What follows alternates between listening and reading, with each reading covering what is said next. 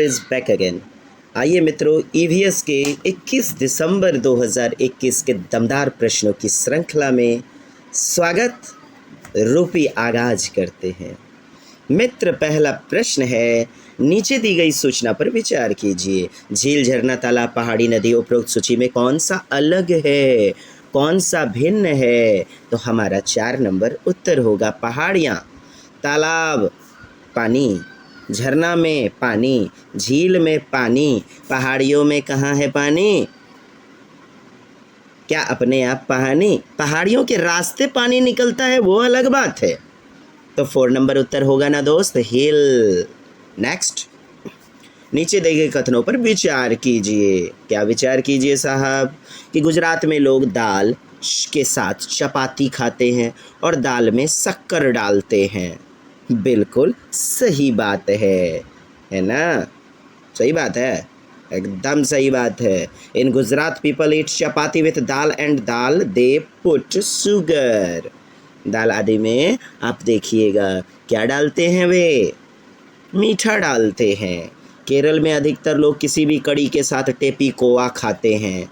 नारियल की कड़ी, नारियल डला हुआ टेपिकोवा यानी कड़ी खाते हैं ना? बी नंबर सही है। कश्मीर में लोग नारियल तेल, अरे गोवा में नारियल तेल में बनी मछली होती है ना, तो ये गलत है। कश्मीर में तो सरसों का तेल होता है। डी, गोवा के लोग, अच्छा ठंडा प्रदेश है, वहाँ तिल का तेल भी चलता है, तिल का तेल। डी, गोवा के लोग सरसों के तेल में बनी मछली खाते हैं। अरे यारा, नारियल के तेल में बनी मछली। तो ए बी हमारा उत्तर होगा 1 नंबर विकल्प। नेक्स्ट, किसकी आंखें मानव की तरह, ह्यूमन की तरह लगती है? तो उल्लू की, आउल की आंखें लगती हैं। नेक्स्ट, स्थानों के साथ उस क्षेत्र के गांवों के सामान्य घरों के साथ सही विवरण का मिलान कीजिए। मिलान करना है, आइए दोस्त करते हैं मिलान। तो 64 नंबर प्रश्न और है मोलन गांव असम। क्या? ए असम। तो ए को ले जाइए बांस के खंभों पर 3-4 मीटर, 3 से 3.5 मीटर पर बना हुआ उठा घर होता है ना, तो ए चला जाएगा आपका तीसरा के साथ। और फिर बी की बात करें, बी में है लद्दाख। तो लद्दाख में कैसा घर होता है दोस्त? पत्थर अथवा लकड़ी से बने ढालू छत। ढालू छत नहीं होता है लद्दाख में, समतल छत होता है। मिट्टी और चूने से पुती पत्थरों के ऊपर पत्थर रखते हैं और पत्थरों को मिट्टी चूना आदि से पुतैया कर दिया भी जाता है जी। किसको? लकड़ी आदि, लकड़ी के फर्श की, लकड़ी की समतल छतें। यस, बी का आपका 4 के साथ जाएगा। हमारा उत्तर यहाँ दोस्त आप देखिएगा दूसरा हो जाएगा, 2 नंबर।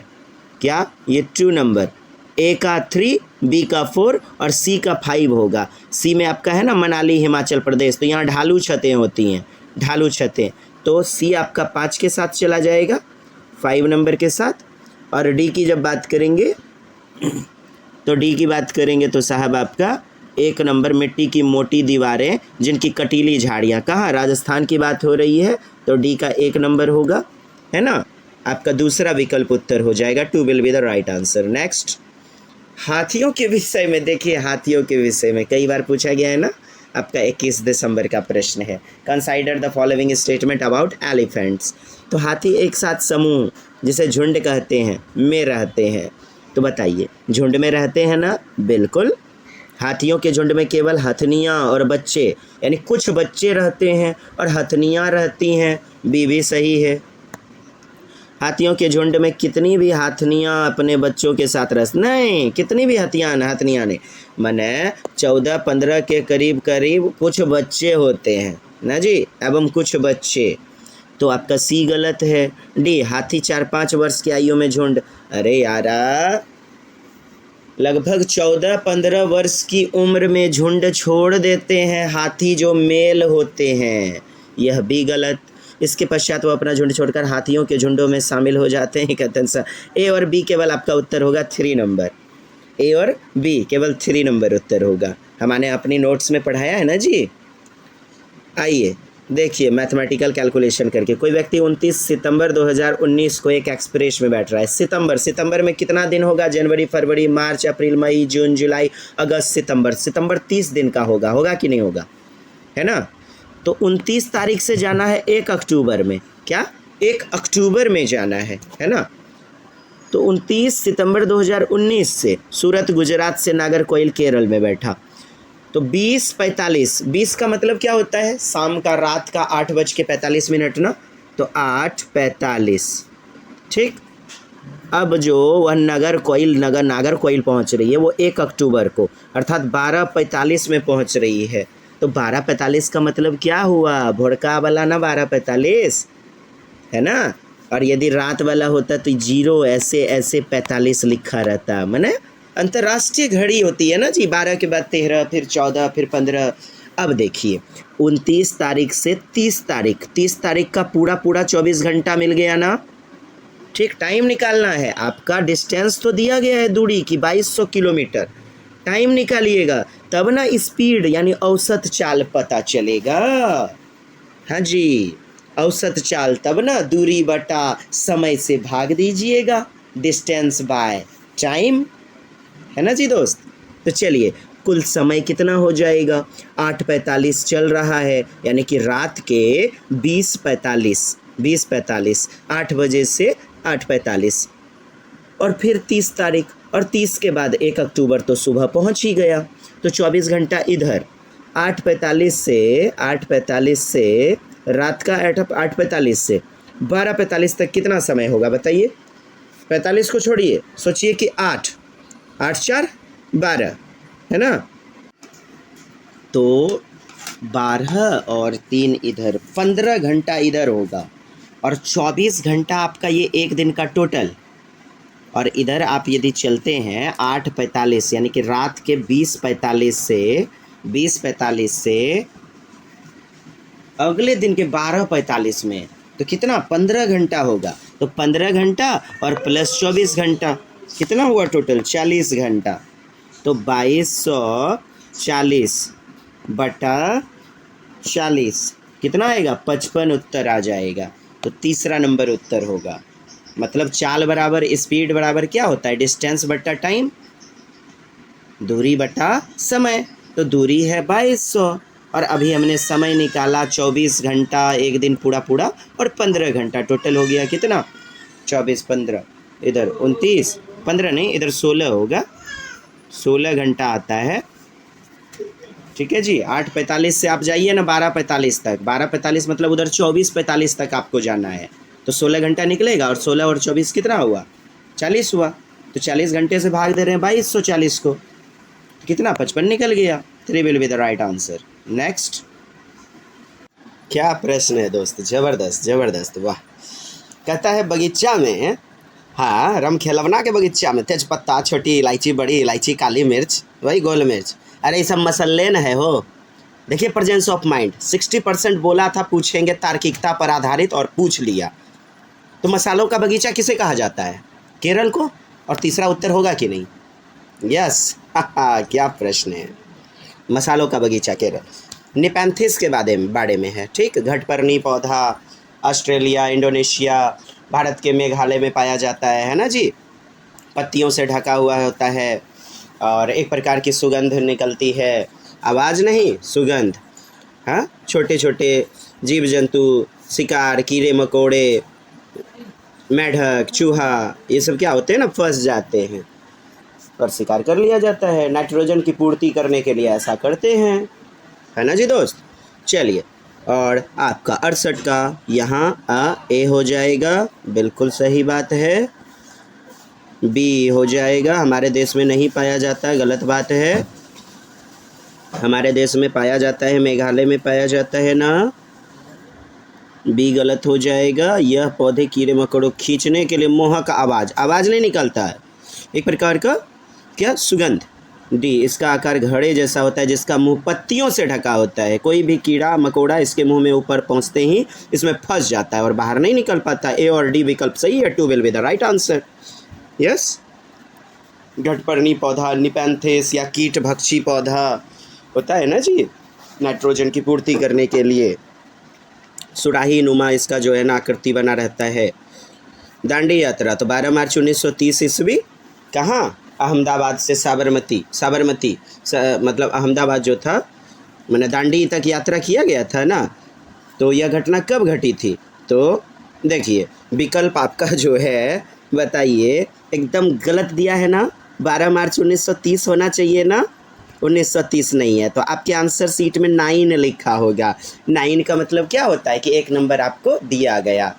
यहाँ प्रश्न में ही गलत है, 12 मार्च 1930 को हुआ था, 1930 हमारा उत्तर होगा। नेक्स्ट, जो कि ऑप्शन में नहीं है, कहता है कि गुड़ आंवला हरी पत्तेदार सब्जियाँ। हाँ, तो गुड़ आंवला हरी पत्तेदार सब्जियाँ एनीमिया से, लौह तत्व, रक्त की कमी, खून में हीमोग्लोबिन की कमी, इनकी पूर्ति के लिए सबसे अच्छा स्रोत है गुड़ आंवला, है ना जी।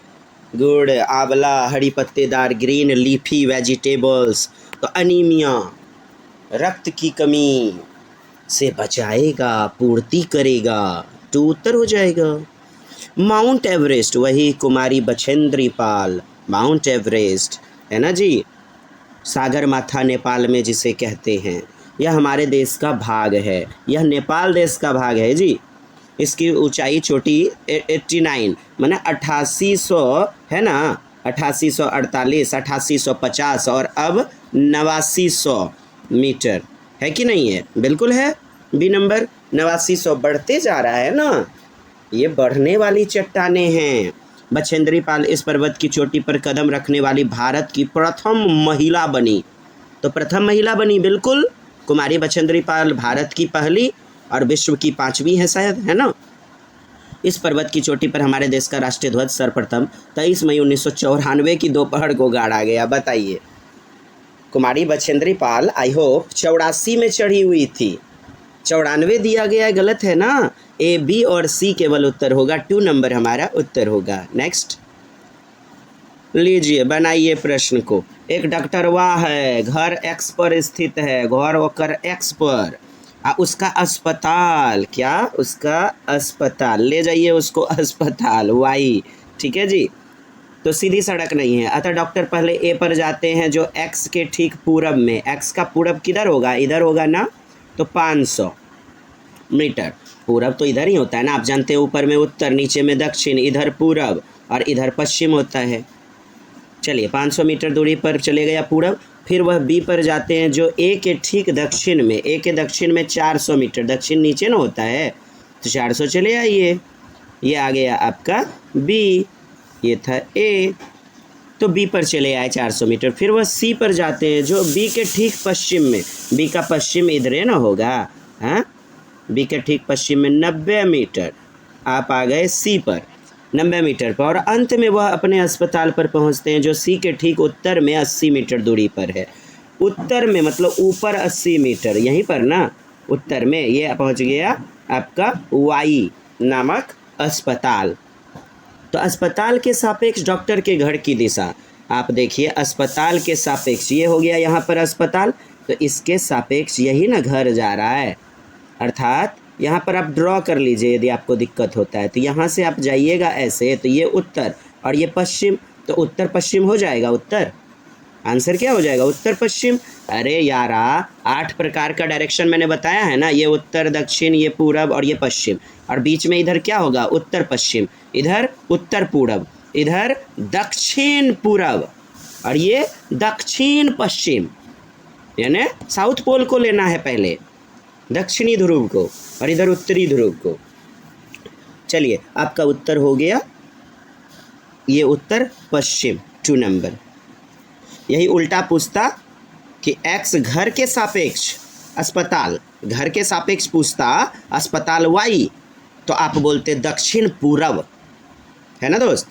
चलिए, यहाँ 2 नंबर उत्तर होगा। रेगिस्तानी ओक, लीजिए, कई बार हमने पढ़ाया हुआ है ना कि रेगिस्तानी ओक ऑस्ट्रेलिया, हाँ,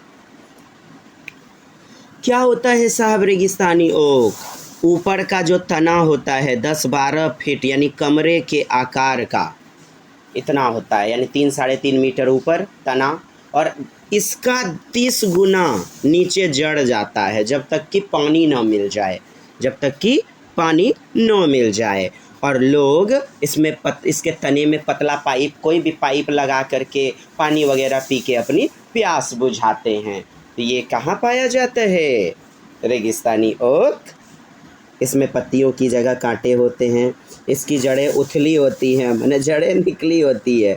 यह अपने तने में जल संरक्षित रखता है। बेहतरीन बात है ना, तने में जल संरक्षित रखता है। यह 8 मीटर से अधिक ऊंचा होता है।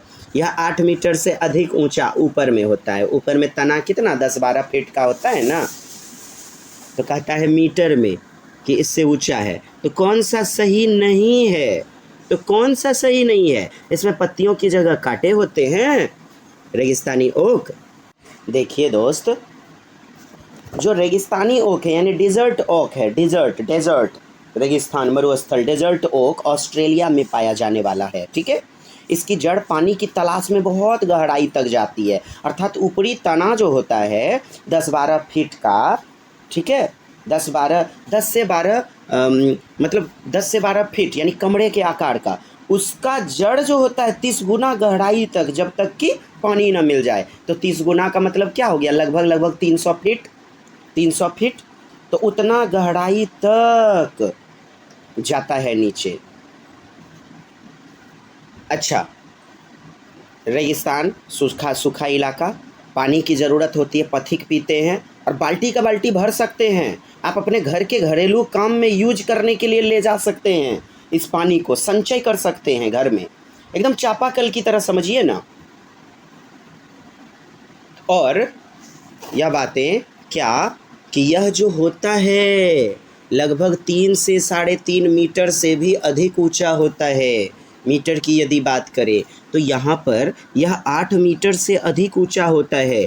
यहाँ सही नहीं है पूछा जा रहा है, जबकि नहीं को तो हटा ही दीजिए। ठीक, कौन सा सही नहीं है? तो इसमें पत्तों में पत्तियों की जगह कांटे होते हैं, इसकी जड़ें उथली होती हैं। बिल्कुल जी, इसमें पत्तियां जो होती हैं ना वो कांटों का रूप ले लेती हैं। आप मरुस्थल वाले भाग में लगभग अधिकांश जितने पेड़ देखिएगा, धूप से बचने के लिए क्या करेंगे? उनकी पत्तियां कांटों का रूप ले लेते हैं। बिल्कुल सही है। इनकी जड़ें उथली होती है, माने सैलो टाइप का होता है, एक होल नुमा होता है, छिछला टाइप का, यानी नीचे जा रहा है, उथली होती हैं इनकी जड़ें। यह अपने तने में जल संरक्षित करती हैं। हाँ, पानी को संग्रहित जो करता है तो तने में स्टोर करके रखना। तो यदि बात कर रहा है कि इसके तने में जल संरक्षित होता है और तने का अंग्रेजी होता है स्टेम, तो स्टेम यदि है तब तो यह वाला विकल्प बिल्कुल सही होगा। ये तीसरा विकल्प कि तने में जो है ना क्या होता है, पानी एकत्रित होता है। ठीक, यह वृक्ष कहाँ? ऑस्ट्रेलिया में पाया जाता है, अबू धाबी वगैरह में पाया जाता है। अबू धाबी, ये जो 8 मीटर है इसको फीट देना चाहिए था, फीट। ये चट्टा यहाँ पे जो सेटर दिया है फीट, या मीटर नहीं देके फीट देना चाहिए। मैंने फीट तो 3 से 4 फीट ऊंचा होता है, 3 से 4 मीटर ऊंचा होता है। और फीट में बात करें तो 10 से 12 फीट। कुछ बात समझे? 3 से 4 मीटर ऊंचा। लेकिन यदि हम फीट में बात करें तो कमरे के आकार का, यानी 10 से 12 फीट, यहाँ फीट होना चाहिए। यह विकल्प तो हम गलत लेके जाएंगे। ठीक, कौन सा सही नहीं है? तो हमें चौथा उत्तर मारना होगा, ये सही नहीं है। 4 will be the right answer. ठीक है दोस्त, ये 1 नंबर 2 नंबर 3 नंबर ऑप्शन बिल्कुल सही है। जो गलत है वह पूछा जा रहा है, विच इज़ नॉट करेक्ट, और 4 will be the not correct. ठीक, रेगिस्तानी ओक जो होता है ऑस्ट्रेलिया में पाया जाता है। अबू धाबी भी सूखा इलाका है, यहाँ भी पाया जाता है। ठीक है जी दोस्त, चलिए आगे बढ़ा जाए। ये विशेषताएं आप जान रहे हैं और आप सुन ही चुके हैं। ऊपर 10 से 12 फीट लंबा होता है तना, और इसका 30 गुना गहराई तक। और दूसरा कंडीशन, जब तक पानी ना मिल जाए तब तक जड़ नीचे जाएगा, है ना। इस पेड़ में पत्तियां बहुत कम होती हैं, और पत्तियां जो है ना एकदम नाव के बराबर होता है। पत्ता जो है ना बदल जाता है कांटों में। ठीक है जी। और रेगिस्तान ओक जो है ना, जड़ जो है ज़मीन से अवशोषित करता है पानी और तना में इकट्ठा करता है, एकत्रित करता है। ठीक, जब कभी भी अबू धाबी वगैरह अकाल तो पड़ते रहता है, सूखा पड़ते रहता है, ऑस्ट्रेलिया में मतलब अकाल पड़ते रहता है, तो वे लोग पेड़ के अंदर, तने के अंदर पतला पाइप डाल करके पानी पी लेते हैं। ठीक, और घरेलू काढ़े में भी यूज कर लिया जाता है। ये बातें होती हैं। रेगिस्तानी ओक मुख्यतः यदि बात करेगा तो ऑस्ट्रेलिया में पाया जाता है। ठीक है जी, मुख्यतः बात करें, हालांकि यह अबू धाबी में भी पाया जाता है, लेकिन मुख्य रूप से यदि बात करेंगे तो ऑस्ट्रेलिया। ठीक, चलिए अब आगे बढ़ा जाए। उम्मीद करता हूँ सारे डाउट्स इससे संबंधित क्लियर हो गए होंगे। वो खेजड़ी का पेड़ खेजर डली, वो तो आप राजस्थान चले जाइएगा, है ना। लीजिए, कुडुक पूछ लिया। हाँ, कुडुक आप झारखंड मार दीजिएगा, है कि नहीं। यस, कुडुक क्या मतलब जो भाषा है कुडुक, वो कहाँ की है, तो झारखंड की है साहब। 4 will be the right answer. Jharkhand की जनजाति भी है, कुडुक है, उड़ाव जनजाति है, उड़ाव जो जनजाति है, हाँ, झारखंड की है। ठीक, और सर्वाधिक मात्रा में यहीं पर है। वैसे बात करेंगे तो मध्य प्रदेश, छत्तीसगढ़, उड़ीसा, पश्चिम बंगाल, असम आदि वहाँ पर भी है। ठीक है जी, हाँ। और भारत को यदि छोड़ करके बात कीजिएगा तो आपका बांग्लादेश में, नेपाल में, भूटान में यहाँ भी पाया जाता है। अच्छा, कुडुक की बात हो रही है ना, कुडुक सॉरी, जनजाति है, साथ ही साथ भाषा भी है ये आपकी झारखंड की। ठीक है दोस्त। अब देखिए, गुजरात से सटा हुआ, ये आपका जैसे ये भारत हो गया, ये इधर आपका गुजरात है, तो गुजरात से सटा हुआ कौन है, हाँ, गुजरात से सटा हुआ आपका इधर मध्य प्रदेश है। ठीक, इधर राजस्थान तो सटा हुआ है ही, पढ़ाया है ना मानचित्र में हमने। और इधर आपका महाराष्ट्र है, महाराष्ट्र, तो महाराष्ट्र, मध्य प्रदेश, एमपी और राजस्थान 4 नंबर उत्तर हो जाएगा। नीचे से आपको बताया हमने केरल, फिर कर्नाटक, गोवा, महाराष्ट्र, गुजरात, राजस्थान, और बीच में एमपी, मध्य प्रदेश, है कि नहीं। और इधर बात करें तो केरल हो गया, इधर तमिलनाडु, और इधर आपका हैदराबाद, वही तेलंगाना, आंध्र प्रदेश, है ना जी। और फिर इधर बात करें दमन, वो पांडिचेरी, पुदुचेरी वगैरह है, पुदुचेरी वही पांडिचेरी, पुडुचेरी हो गया। इधर आपका उड़ीसा हो जाएगा, और आगे बात करें पश्चिम बंगाल हो जाएगा ना जी। इधर बंगाल की खाड़ी है, ये क्या है नीचे में, हिंद महासागर, इंडियन ओशियन, ये है अरब सागर, अरबियन ओशियन, तो अरब सागर से सटा हुआ, ये भी आपसे पूछा गया है। चलिए 4 नंबर उत्तर होगा। नेक्स्ट, निम्नलिखित में क्या प्राथमिक स्तर पर्यावरण अध्ययन शिक्षण का उद्देश्य है। आखिर उद्देश्य क्या, व्हाट इज द पर्पस। तो पर्यावरण मुद्दों पर जागरूकता का विकास। देखिए, जहां आ गया संवेदनशीलता, संवेदनशीलता का मतलब जागरूकता प्रदान करना, सेंसिटिव होना, संवेदनशील होना, किसके प्रति, पर्यावरण के प्रति, कि पर्यावरण का हमें सीमित मात्रा में, अल्प मात्रा में उपयोग करना चाहिए, बर्बादी नहीं करनी चाहिए। तो बच्चे संवेदनशील होंगे, मतलब जागरूक होंगे, अवेयर होंगे, सेंसिटिव होंगे, और जिसमें आ गया संवेदनशीलता, ईवीएस में जागरूकता प्रदान करना हमारा उत्तर हो जाता है। बच्चों में संख्यात्मक, संख्या मैथ पढ़ा रहे हैं क्या, सिर्फ सत्यात्मक कौशल, क्या, साइकोमोटर स्किल, अच्छा, करके सीखने वाला, बच्चों को विशेषज्ञ अध्ययन या मेरे स्पेशलिस्ट को बुलाइए, सबसे बेहतरीन 1 नंबर। जागरूकता में करके सीखना, साइकोमोटर भी आ जाएगा।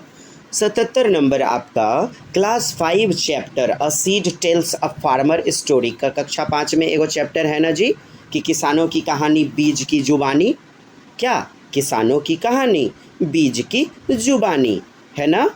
तो ये आपका मकसद क्या, कि मुख्य प्रश्न के द्वारा ये शुरुआत किया जाता है, ये शुरुआत किया गया चैप्टर है। तो जैसे जो भोजन हम खाते हैं उनको कौन पैदा करता है, बच्चों की सोच को नई दिशा में लेकर के जाती है, बिल्कुल बच्चों को चिंतन करवाती है, नई दिशा में ले जाती है, प्रश्न ही पूछने से चैप्टर का आगाज हुआ है, शुरुआत हुआ है।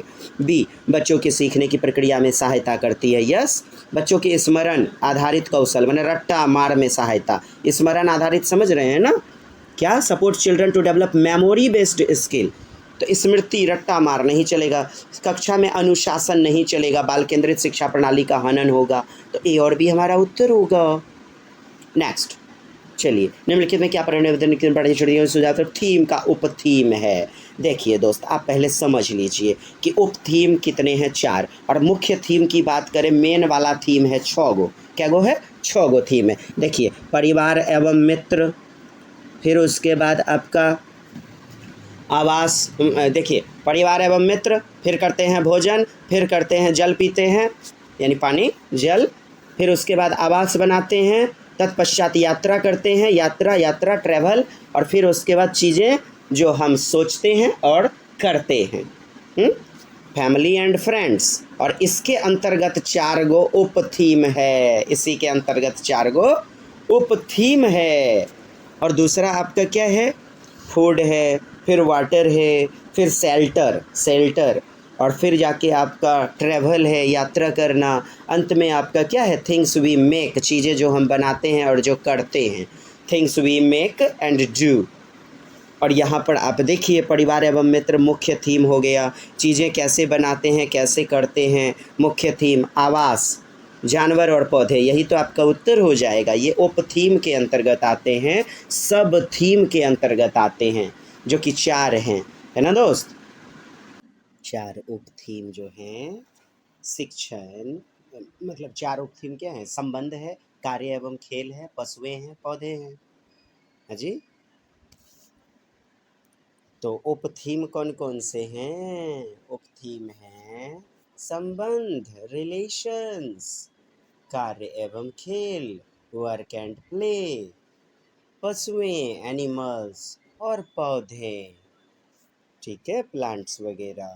तो यहाँ चौथा विकल्प आपका उत्तर हो जाएगा उप थीम के रूप में, अर्थात कौन उप थीम है? 4 नंबर। पर्यावरण अध्ययन में सार्थक पूर्ण यानी कि मीनिंगफुल सीखना होगा, बच्चे पॉजिटिव रूप में सीख पाएंगे। तो किसके द्वारा ऐसा नहीं होगा दोस्त?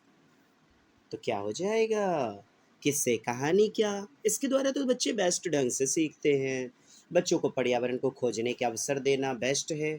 प्रत्येक उप प्रकरण के प्रारंभ में मुख्य प्रश्नों को पूछकर, प्रश्न पूछने से बच्चे में आती है रचनात्मकता, सृजनात्मकता, कल्पना पड़कता, बच्चे में मौलिक चिंतन का होता है विकास। तो ये सब तो हमारा उत्तर होगा। लेकिन जो नहीं होगा यानी रट्टा मार स्मरण, मेमोरी बेस्ड लर्निंग, 4 नंबर उत्तर होगा, चूंकि नहीं पूछा जा रहा है।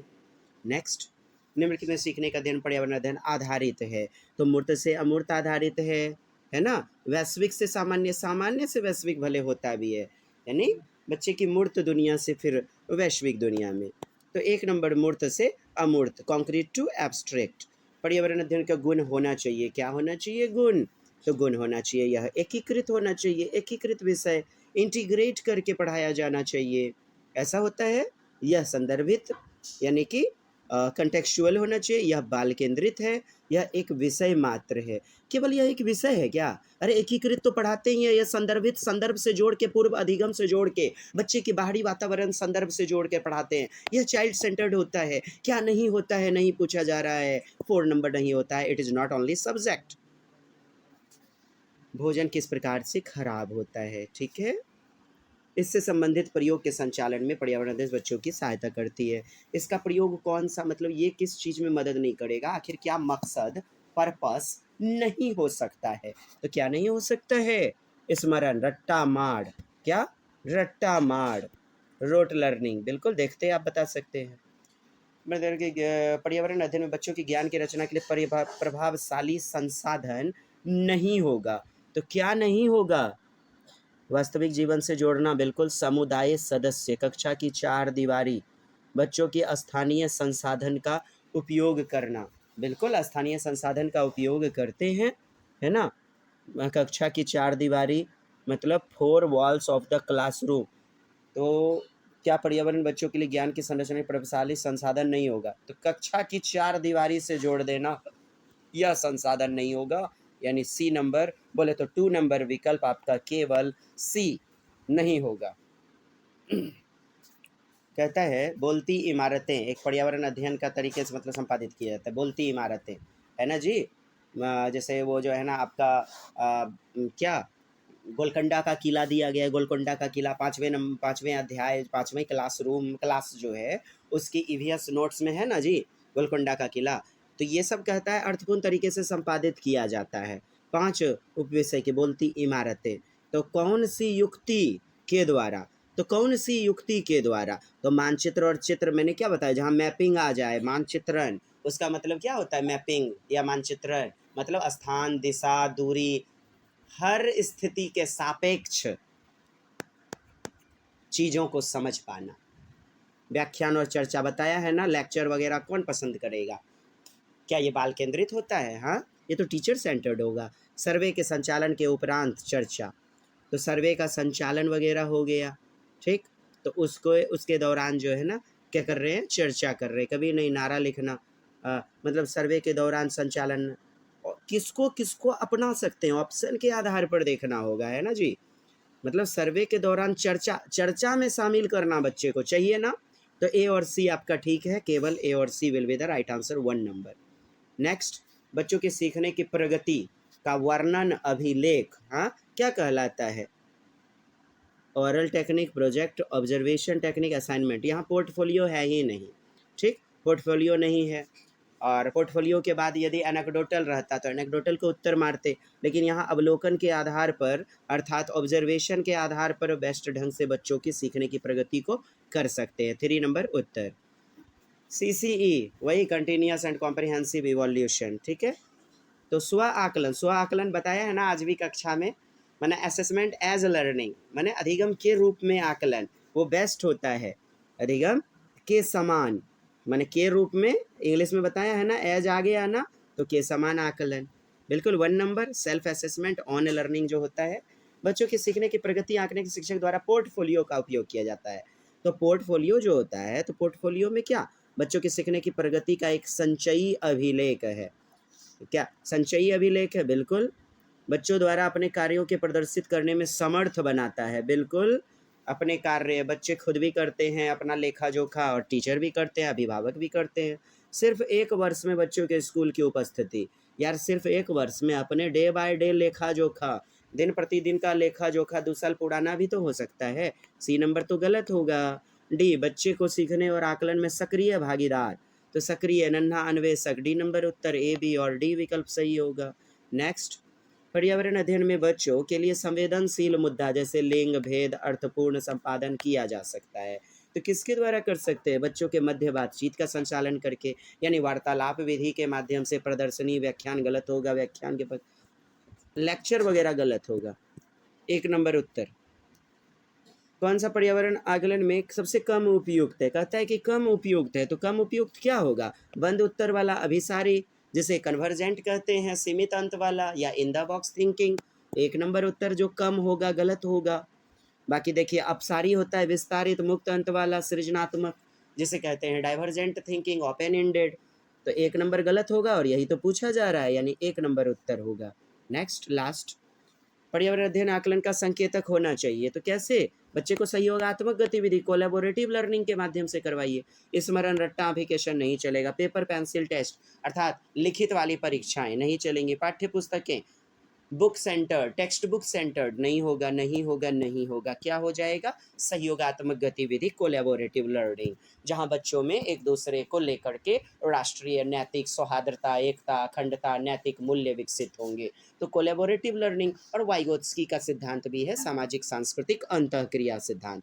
मिलते हैं पुनः नेक्स्ट दमदार वीडियो में, तब तक के लिए जय हिंद, जय भारत, वंदे मातरम।